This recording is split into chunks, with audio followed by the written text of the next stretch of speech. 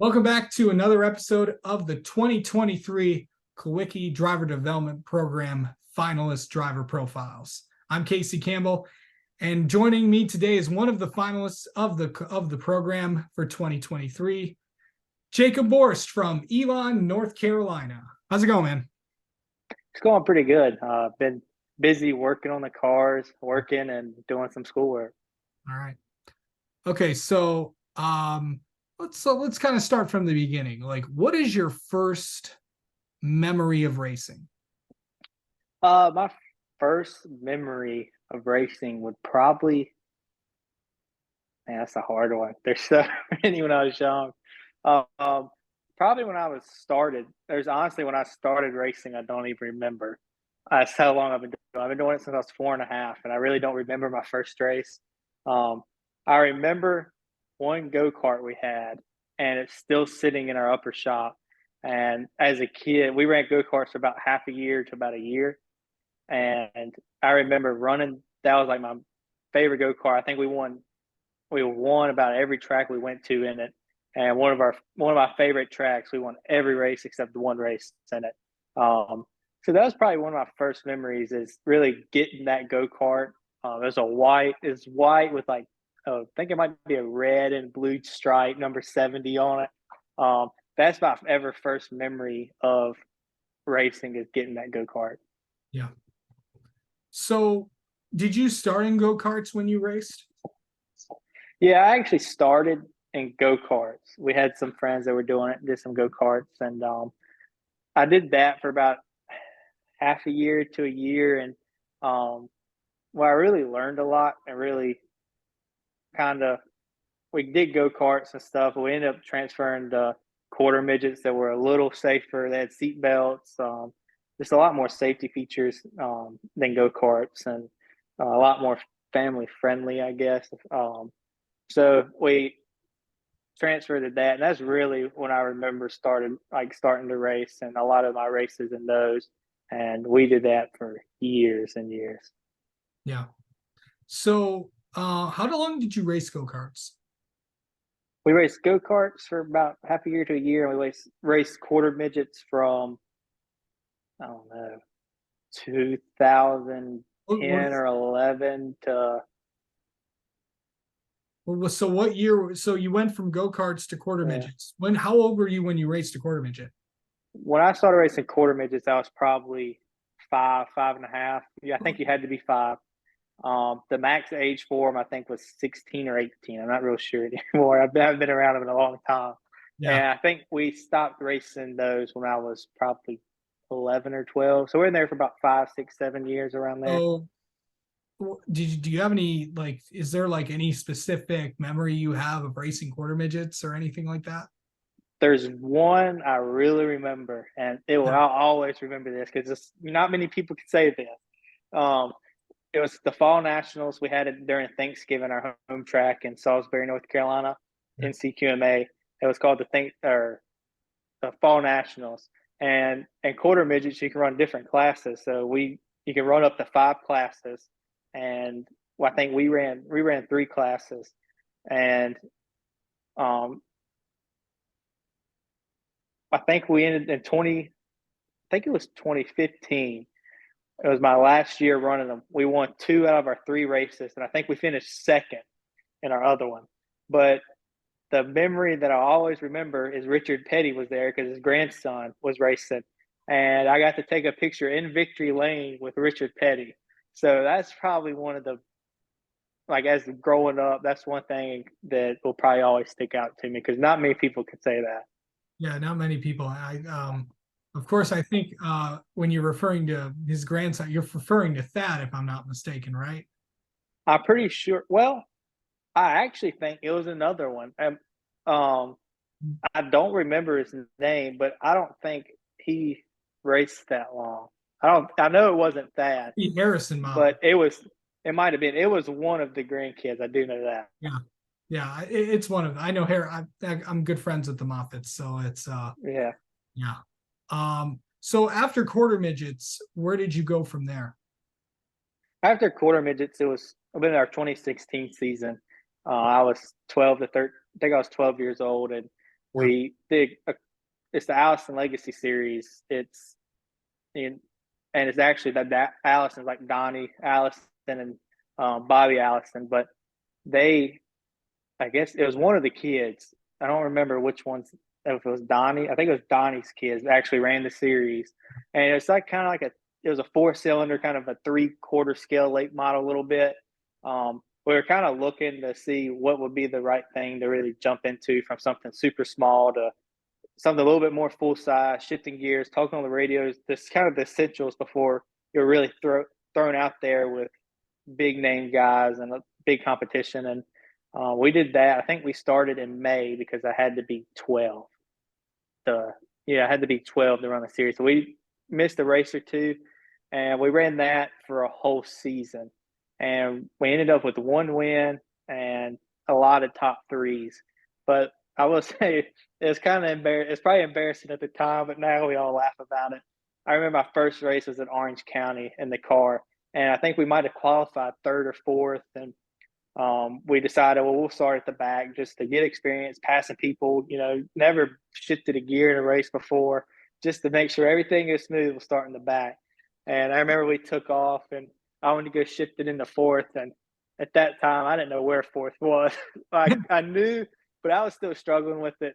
And how it had a Mazda transmission in it, so it shifted back really far. And I was so short then, my seat was really far forward. So it was kind of hard to shift in the first place. And I remember they just left me in the dust. I'm here in neutral, just trying to get it in fourth gear. And I remember when they got to turn 3 and 4, I think I finally got it in gear, and I was in turn 1 and 2. But we ended up finishing like maybe fourth or fifth. But that's one memory I always take from that. Even though it was kind of embarrassing, it was always funny. Yeah. What was 12-year-old Jacob like? Well, quarter midget Jacob was very chunky. I looked like a bowling ball. I will admit I was chunky in those days. But I hit my growth spurts like 12, 13, 14. And I was like, if you look at it, it's like chubby, toothpick, and then kind of like, I've never really been super skinny. I've always been kind of like bulky and kind of big boned, I guess, just kind of kind of bulky. But 12-year-old me was very, very slender, and I don't know, it was different. I will say one thing I did learn from that series, or it was different from going from quarter midgets where we traveled. We raced Jackson Boone, who's another finalist. He was another kid that we grew up racing with and were family friends with. Carson Hocevar is another big name.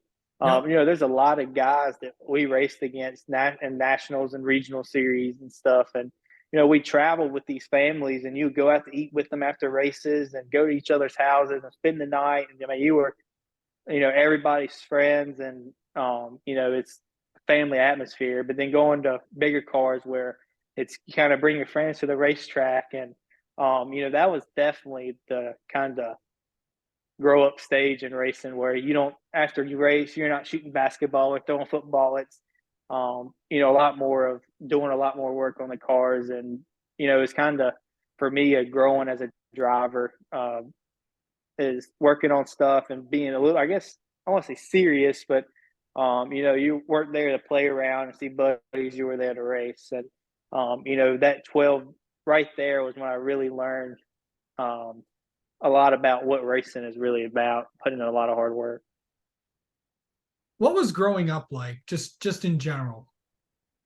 I grew up in the country, so we would always go hunting, fishing. We have a lake house at Lake Hyco, so spent a lot of time at the lake with buddies. And I've always been a very sociable person. My parents call me a social butterfly, but so I always talk to people. I'm always doing something with somebody and always out doing something fun. But, racing, it took a lot of time. And, we traveled a lot, especially in the quarter midgets. We traveled a lot. We would go to Pennsylvania and stop by a coal mine or something. We would always take kind of family trips during it. So we honestly, a lot of our time as me as a kid was us traveling to different tracks and getting to know a lot of people. going to different places, learning about different things. It's kind of like mini vacations with racing involved.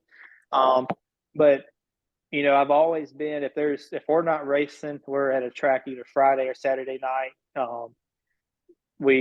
I grew up racing Philip Morris, Peyton Sellers, Lee Pulliam, and all these guys that now I'm kind of racing against and I looked up to as a kid. So I've always been in the cars going fast. So it's it's me growing up is normally if we're not racing, we're at a racetrack. It's somewhere. So after that Legend series, where did you go next? We actually moved up to a full body, full size. It was not a late model, but a limited, like the class before, a little smaller The engine. late models and stuff. Yeah, doing that, and that's really 2017. How old were That's you? when we moved into a big car. How old were you? Um, I guess when I started my 2017 season, I was 12. Yeah, I was 12, and I turned 13. It was somewhere 12, 13, around there. But I will say, we ran a series, the Southeast Limited Late Models, for a couple months and raced against other kids my age. Then Gage Painter I grew up with. We both raced against each other, so that was kind of cool. We grew up from like starting racing together to racing big cars. But one thing that hit me is you're a kid in a man sport when I got to there. My little 13-year-old self, and you're going against 20, 30, 40-year-old people that are 3 times bigger than I am. And, it is really, you had to earn a lot of respect, especially being that young, going against people that's been racing for 20 or 30 years. And, you kind of had to be on your tippy toes to earn that respect. But over time you earn it, and it was it was definitely a big jump to me, even though in car wise I got used to it pretty quick. Just that you're racing against people that's been racing so long. You're not racing against kids anymore. You're racing against people that's been racing 20 years or have so much experience. And it was also cool getting to know people and people I looked up to on going to watch them every Friday night at A Speedway. Now I'm racing against and talking to and getting pointers from and learning new stuff. So, we moved up to that in 2017 and we ran limited 2017. And then 2018, I turned 14 and we moved to started racing at South Boston because at 14 you can run NASCAR sanctioned track. So we ran limited up there 2018 for about half a season, 19, and then COVID hit. We didn't run any 2020. I actually ran a Ford Focus midget at Dillon, and I ran one of those. So that was kind of my one race of the year then. But after that, we moved up to late model, and I guess this is my third year in late model. And it's definitely okay, hard let to me stop believe. you there. Yeah. When did you move to late model? Like how old were you when you were in late models? That would have been 21. So Were you were let me think. Let me think. Wait, how old are you? Wait, how old are you now? 19? I'm just turned 19. So you just turned probably 15 or 16. Yeah. What was 15-year-old and this is just off the track and on it. What was 15-year-old Jacob like? Right at 15 would have been, I guess that's kind of high school years, beginning of high school years. Yeah. Learning a lot of responsibilities going into high school. Definitely work wise, it's not the teachers pushing you, you got to push yourself. I still got pushed by my parents because I've never really been a school person. Parents usually yeah, I just never really been a school person. So I would slack off sometimes and they would get me straight. But in middle school I played some sports, but high school I really started playing a lot of sports. What did you play when you were in high school? I played normally the last three or probably I think my whole high school I played 3 sports a year. So fall, winter, and spring. I would Dude, I started soccer. I can't watch soccer. I'll get bored. It's the most boring sport to watch. And You playing people soccer, will that'd say, be fun to watch. yeah. And I honestly wasn't bad. It took me a year or two to get good, Yeah. but I tried it. I'm like, playing this actually isn't that bad. It actually kept me in really good shape because there's a lot of running. But it was me and a couple of my other buddies. We were probably the biggest kids on the teams by height wise and just the bulkiest. But we were on defense. But we would get after it. There was a couple of times I didn't think I could run that fast, but it was definitely one thing I thought I wouldn't like it when they tried to get me to play it. And my senior year, that was probably my favorite sport. And that's the one sport I really do miss every year. What's the other sports that you play? I played basketball in the winter, and I could never really play baseball. I couldn't really do a team sport because I missed too many games racing and stuff. But I did tennis for a year, and it was all right. It wasn't my favorite thing, but it was still a sport. My Yeah, senior it still year, is. yeah, and my senior year, I did golf, and it's me and my buddies kind of started playing golf. It's kind of the age you kind of guess start getting into that stuff, and but I probably wasn't that good, but I thought I was a little Tiger Woods out there playing. That probably was really horrible, but I played that. So that was one thing that there was a couple of times I didn't really want to play a sport, and my dad kind of, I don't want to say made me, but he kind of pushed me to do it. I kind of did it so just get off my back, Yeah. and I do appreciate that because there was sometimes like, yeah, I'm just not going to enjoy it, and it was probably the best memories out of the year was playing that sport. So that was my 15, 16 kind of years is really just playing sports and I guess kind of getting your permit, starting to drive legally. Okay, so actually, okay, let's go back to that. It's like it's interesting to see what race car drivers do when they drive. Actually, if I'm not mistaken, I remember one of the TV stations in Wisconsin actually followed Sam Mayer, who's actually currently driving the Xfinity series right now. I think they actually followed him when he actually took his driver's test. So it was interesting to see, and I think someone always said, if you're a race car driver, they actually turn into pretty good drivers on the road too. Yeah. Well, there's sometimes, sometimes you get a little close. I won't say tailgating somebody, but you will get close. I'm like, we're not that. I'm used to being an inch from somebody. We're 10 feet from somebody. But there's always the old people, or the older people, kind of like the 40s and up, where it's like the dad jokes and stuff. Where, oh, I guess you can't turn right. And man, the amount of times I've heard that over the years, so I would be a millionaire. Yeah, I would be a millionaire if I had a dollar for every time somebody said that. Hey, But race I car was, drivers do turn right. I don't know if you know that. yeah, I'm like, when I back up out of my pit stall, I turn right. Yeah. And when I make a mistake and spin out, I'm turning right trying to save it. Yeah. But one thing that I thought was kind of like weird to me is I never really thought about it but I drive with 2 feet in my race car. But then they're like, yeah, my driving instructor's like, you only use 1 foot. I'm like, what? I never knew most people use 1 foot, and it's weird because when I drive my vehicle, like truck in my car and stuff, I use 1 foot, but I hop in the race car, I use 2, and I don't know.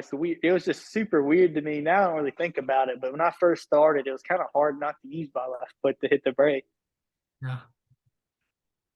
So outside of that, is that what so the limited late models that you ran, and then of course, what are you running now? Now I'm running the NASCAR Will Not American the NASCAR. It's Advanced Auto Parts Weekly Series now, Yeah. but it's basically like the same body, same chassis, but we can run bump stops and just it's a little more technical, I would say, a little more horsepower. But now I'm running a late model stock, and I started running those in 2021. We had our rookie year in South Boston and got the Rookie of the Year. We got second in points that year. And man, that year was, I don't know, going into that year was very nerve-wracking because people I looked up to, like Peyton Sellers was one of the big ones. He runs up there, and that's one of our, like, he's a national. I think he won his first national championship when I was 1. So this dude's Joker's been around forever. And going into that, you had him, Chris Denny, and a lot Mark Works, and so a lot of these guys that are been racing longer than I've been alive in late models. Yeah. And man, you're out there racing against these guys. It's kind of intimidating at first, and but it was definitely the rookie year was probably one of my coolest years. Going kind of felt like one thing I always wanted to accomplish. Like as a kid sitting in the stands watching these guys, like, man, I can't wait for the day I can race these guys. And to be out there racing with them week in and week out, it was kind of like you were living a dream almost. Yeah. When did you first apply for the program? We first applied, I guess it would have been for the 2022 season. We made it to the semifinalists.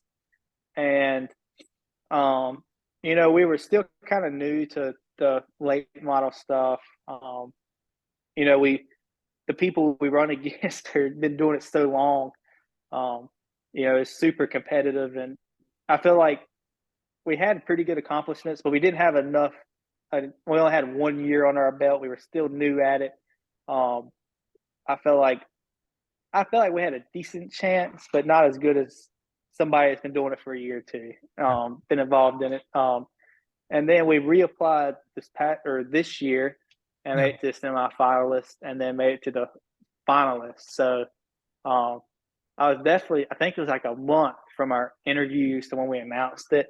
So that was like the longest month of my life because I know one guy, I knew the Kulwicki deal. Me and Dad's kind of talked about it in the past, but we never really looked into it. But Justin Carroll was one of the guys that was in it from my area.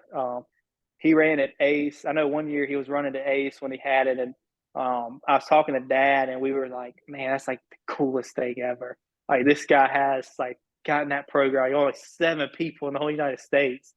It's like that guy. He's good, and so it's kind of. I kind of looked at the program. I just, man, if you get in that, you're one of the best. And and the people, everybody, most of the people that apply are some of the best people or teenagers or young adults that are out there. So to get in it was, it was very exciting. I was nervous when that day that all the announcements were coming out. I felt good about it.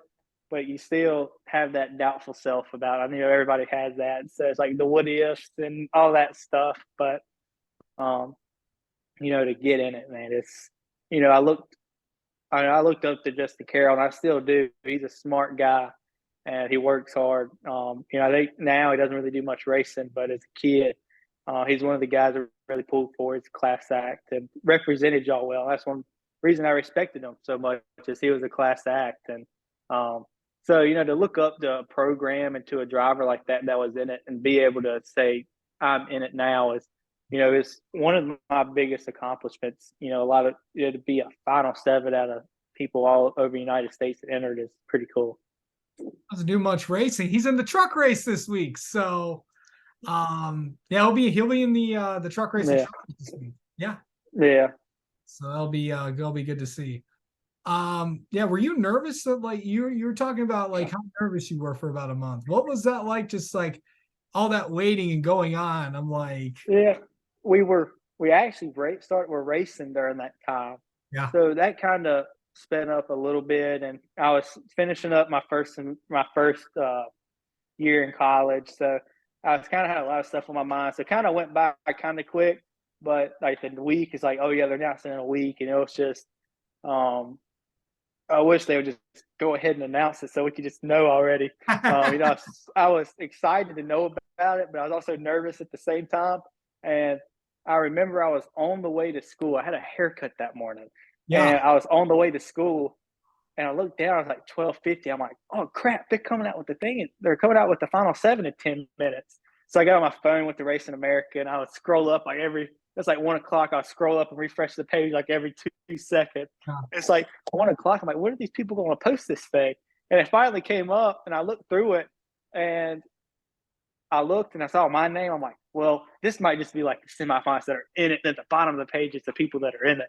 And it was only 7 drivers, and we were one of them. And the first thing I did was call Dad, and I don't know, I was jacked up. Like I was like nothing could have killed my mood that day. I was like super jacked. I was like, I feel like I just won the Daytona 500 driving down the road or something. But it was pretty cool. I had a lot of phone calls and texts that day. Yeah. And since that day, I had a lot of people ask me about the program. There hasn't really been a lot of late model guys, I feel like, compared to supers and pros that have gotten into it. So I feel like North Carolina, South Carolina, Virginia is kind of knows about it, but it's not really as well known. So it's honestly kind of cool as even fans, the drivers, the kids I raced against, their parents ask me about it and different things, and Amazing. to explain it and tell them what it's about, how you can apply, what like with other people you're racing against. Like, yeah, we're racing against people from all over the country. Um, it's a cool thing to be in it. And one thing I've always, we've been so busy. One thing that we always struggle with is community outreach and volunteering with stuff. We've been so busy, and this Yeah. year we've And kind you've of gotten a chance to do that a couple times this yeah, year. and this year we've like kind of made a little bit of a point that we're gonna like no matter how busy we are, we got to do it. And I think I've done maybe 3. I think we packed some boxes for people. We painted out in South Boston. We actually handed out stuff at the track. So some of us drivers were out there. So that was cool. You had other fans coming through there, and to talk to those people and doing that stuff, you kind of feel a lot more humbled. You see people that are struggling, and sometimes when you feel like that, man, if I only had this and I only had that, and it really shows you how thankful you need to be for things. And that's one thing that really opened my eyes about a lot of the stuff. And I feel like that's one reason why we do it, is to show that, to serve those people and help those people through their hard times. And doing stuff like that has really opened my eyes. This past Friday, I thought this was pretty cool. If I was a kid and this happened, man, I'd be going crazy because I always been in the car. We actually took our car to an elementary school in Raleigh on our way to Wake County, and we got to unload the car. I did see that. I was at Southview High School when during the ARCA championship race at Toledo. Yeah. It doesn't matter if you're in high school, middle school, or elementary school, or any type of that. When you hear a race car, or in this case, or in my case, the pace car convertible, people get excited about that stuff. Yeah, but I guess when I always thought about it, it's like me is, if we had something like that, well, yeah, I see that every weekend. It's not as much, but when I went to school when I was younger, I thought everybody raced. Like that was my life. Like if we weren't racing, we were at a race. I'm like, every kid races, right? And it was like, I was like, no, that's not actually how it works. It's kind of weird growing up. But now, like, it's older, mature, it's kind of the people that you don't really see race cars or don't have the opportunity to be able to see. It's kind of one thing that kind of sticks out. And one thing that I always thought was cool, and you hear a lot of people talking about it, is as NASCAR team owners or NBA team owners or stuff like that. Is as a kid, there was that one person that came out to their school, or that one person that took their extra time out of their day to talk to them, and that's what made them do what they wanted to do. And that's kind of to go and show the kids the race car. That's something every little kid, most kids like race cars or loud noises or something. To be able to go out there and them to see a race car and just it's an opportunity. A lot of them probably haven't really seen a race car up close, so that was pretty cool. the funny thing was the teachers were almost more excited about it than the kids. We had a couple of teachers that got in it, and they thought it was like the coolest thing ever.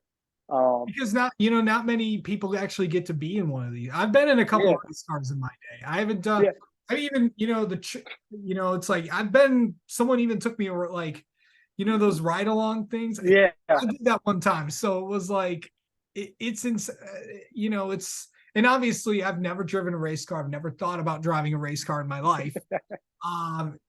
But I've been around racing my entire life.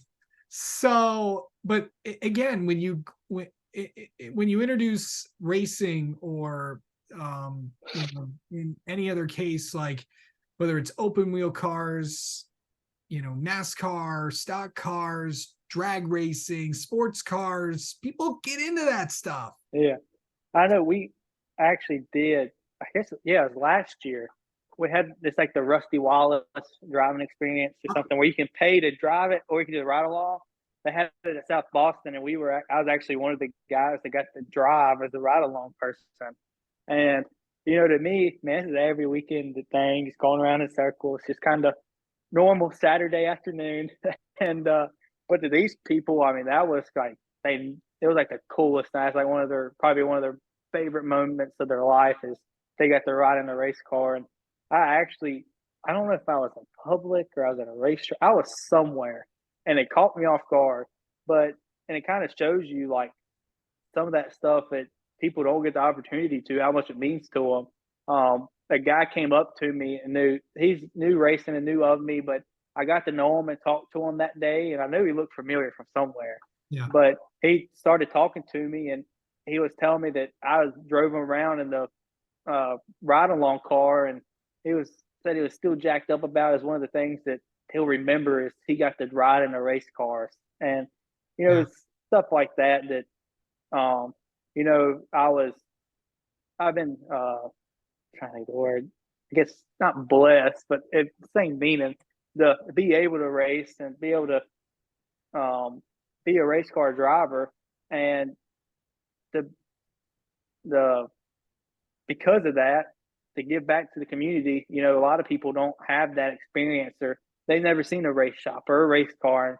It's kind of one of those things where you can use that as an outreach and the just the social events or different things. And um, you know, going and doing some of these events has really opened my eyes to it. I've never really done a lot of it. That's one thing I've always been struggling. I've struggled with is to have time to do it. But it's all to serve the community, to do stuff with racing, and it's stuff people never forget and stuff that you don't really think much about, but they do. And it's always been really cool, and I hope I can keep doing that, keep racing, and giving back. That's it's a pretty cool deal, and be able to use something that I have to other people's help and stuff like that is really cool. Yeah. Okay. So we've done this. So we've oh yeah. One more thing before we get into that. Talk about your first year in college. How got So I actually went to a community college. So it was a little different from a university. So I was yeah, still at home. you're talking to someone that also went to community college. Yeah. So, So I kind of didn't know if I wanted to do a 4-year degree or 2-year. I was just kind of up in the air about it. And, I found a school in Martinsville, Virginia, which is about an hour, 10 minutes from my house. They had it's motorsports technology. And it's really, you learn classroom stuff, but it's a lot of hands-on stuff. And that's really how I learned. If I sit in the classroom, after 5 minutes, I'll be daydreaming. No matter what it's about, I'm probably going to be daydreaming. The only thing I look forward to in school is when we got to watch a movie in class. But to be able to go up there and work with your hands, or anybody can know how to do it or know how it should work, but being able to put it together and fix the problem is one of the hardest things to figure out. So, we went and toured, and when I walked in, there's like equipment everywhere, pulled down rigs, the sheet metal stuff, and I was like a kid in a candy store when I walked in. And So I really liked it, liked the instructors, and I ended up going there, started my first year this past fall, and I love it.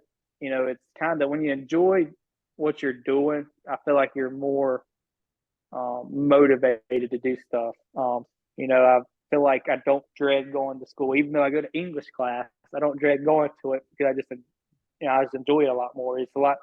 There's a lot more freedom. Yeah.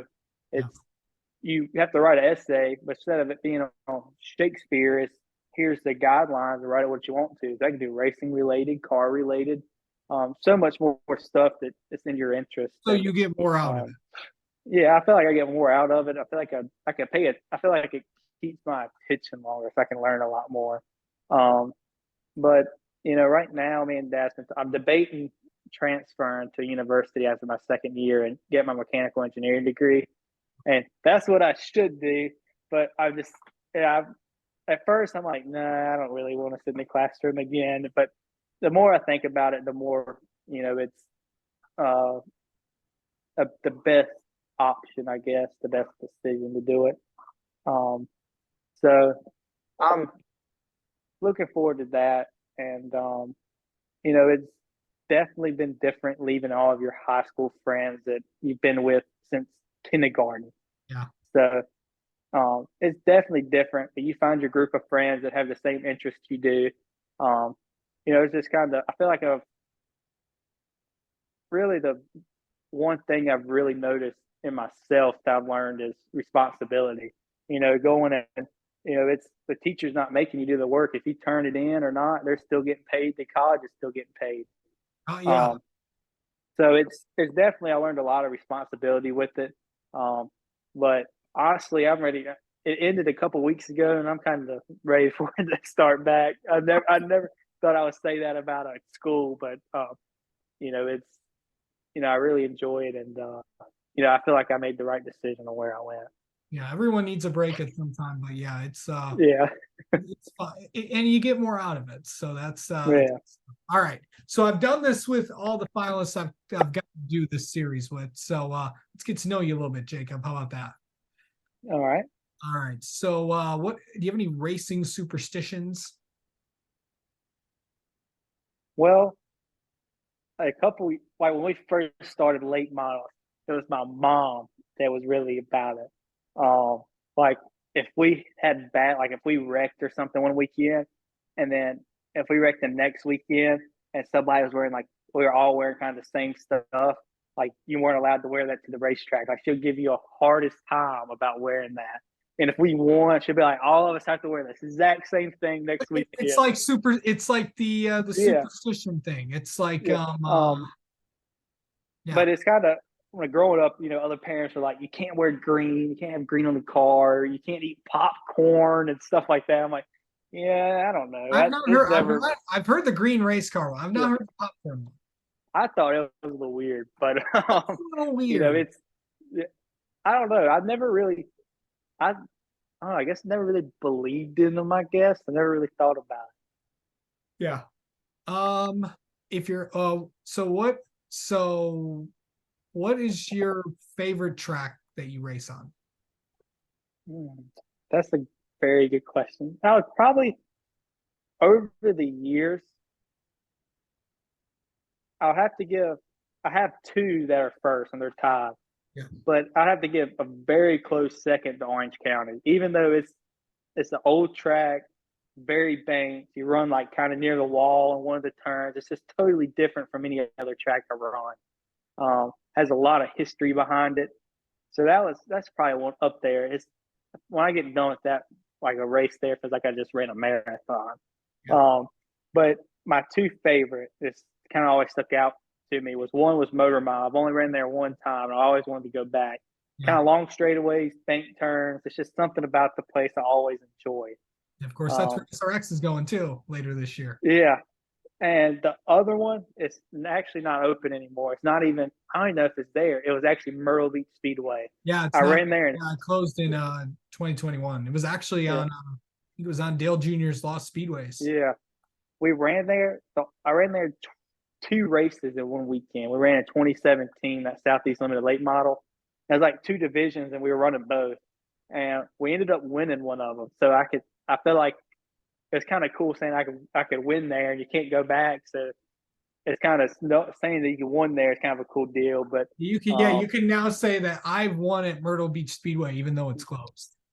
and the funny thing, it's at the time I felt like an idiot, but it's kind of funny. I remember we won the race, and I took my victory lap like Alex Kulwicki did backwards, Yeah. and I remember coming to the turn 1 and 2, and I was actually on iRacing earlier today at Myrtle Beach, and I caught, and it reminded me of it when he came out of the pits. It was like the wall, but you had to stay all the way on the inside wall to like through 1 and 2. And it was like these big turtles, like probably a foot wide, but they were like a couple inches high.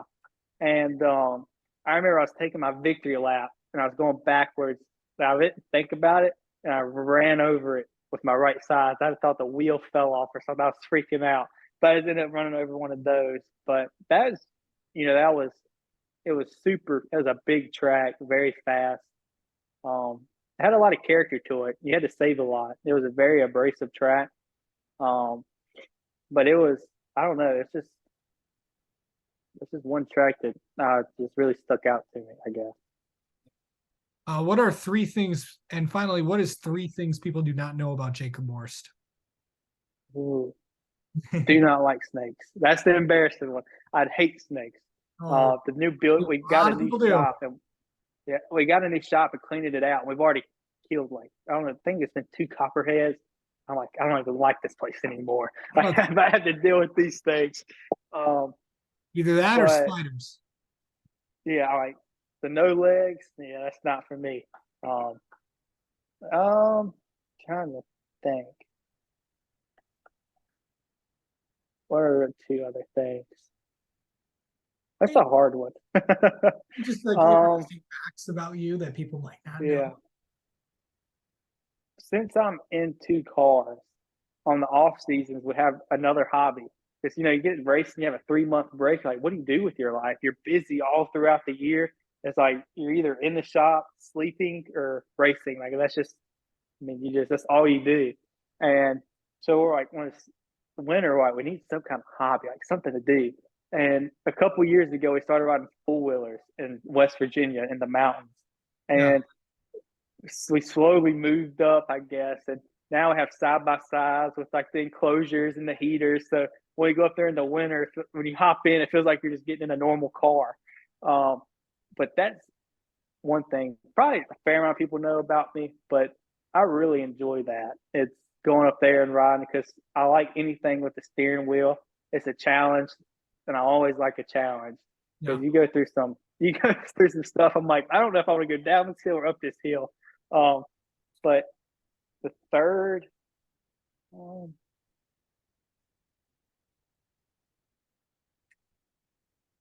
um, I played the banjo for a little bit as a kid. Boy, Yeah, but I wish I would have. Now I wish I would have stuck with it you can because get back into it. That's the best thing, though. I now last like COVID year have been perfect, but I was probably 10, 11 maybe. Yeah. I still have the banjo in my room. It's just sitting in the case collecting dust. Um, my dad's always played guitar and stuff, and he did like some like bluegrass stuff with some people, and then I came along and it kind of racing came slowed down, and um, we were racing, and I always kind of liked it. I like just I don't know, I just something attracted me to the banjo. So I started taking lessons with the guy, and I got better and better and better. Yeah. And then racing got busier and busier and busier, and practice and like those instruments and like instrument and a lot of things. You got to practice it every single day. Like you got to take time out of your day to do it. Oh yeah. And Oh yeah. it's I kind of got to the point where I don't have time for it. I guess it's just got too busy. We can't drive 45 minutes to do a lesson for 2 hours. We got to work on the race cars. So that was definitely the probably one thing a lot of people don't know about me. I would like to do it again, but I would have to have a lot more time to really sit down and do it. Yeah. All right. Well, Jacob, thank you so much for coming on and talking with us. And where are you racing next week? Where are you racing next? I probably should ask that too. Yeah. We have an off weekend this weekend, so I'm really happy because I can relax. I don't think we've had an off weekend in a while, so it's gonna be nice. We'll probably end up at a racetrack somewhere anyway. But next, not this Memorial Day weekend, but weekend after, Friday, or not. I'm not 100% sure about Wake County that Friday. But Friday's kind of an iffy at Wake County. Saturday, I don't know if we're back at South Boston. I think we might be. I need to look at that. But it's we got this one break, but I think it's gonna get pretty busy about every weekend. So I'm gonna try to enjoy my break a little bit and do some family stuff, hang out with some friends, and not have any stress to get a car ready. For sure. All right. Well, Jacob, thank you so much for coming on and talking with us, and best of luck in your next race, bud. Yeah, thank you.